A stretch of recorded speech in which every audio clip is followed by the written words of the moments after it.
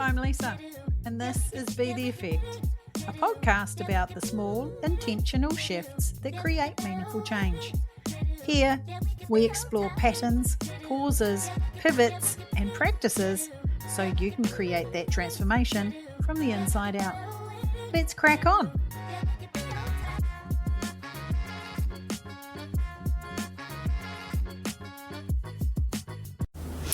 Welcome back to Be the Effect. I'm Lisa, lover of visual cues, environmental nudges, and tiny reminders that bring me back to myself when life pulls me sideways.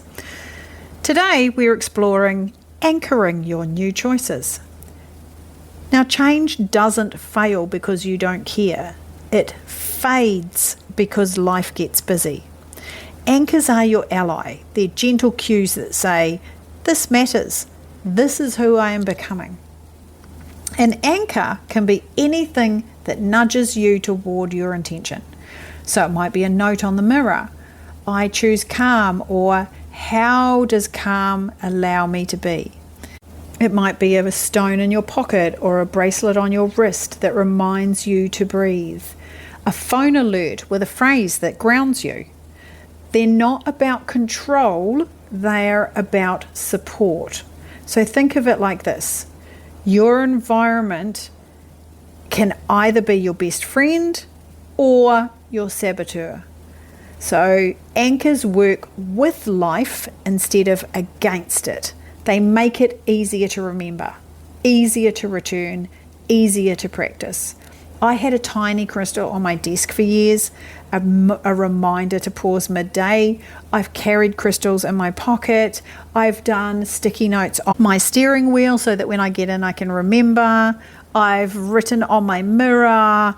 I've done sticky notes on the doors, on the cupboards, on all sorts of things. It's about them being tiny reminders. And anchors are like bookmarks for your attention.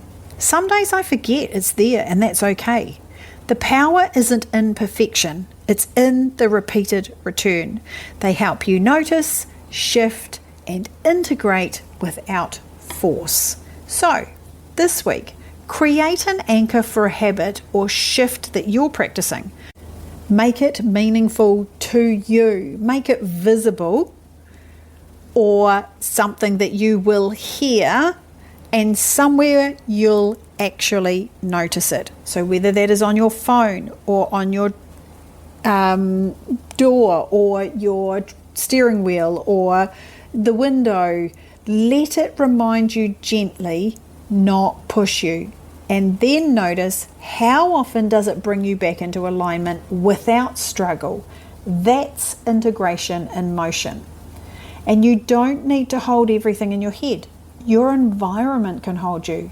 And when it does, your choices stick quietly, naturally, and gently. I'm Lisa, and this is Be the Effect, where we are practicing to be perfectly imperfect. And I'll catch you in the next episode. Thanks for listening to Be the Effect. If this episode spoke to you, share it, reflect on it, and let it ripple. Small awareness leads to intentional action, and intentional action creates ripple effects far beyond what we can see.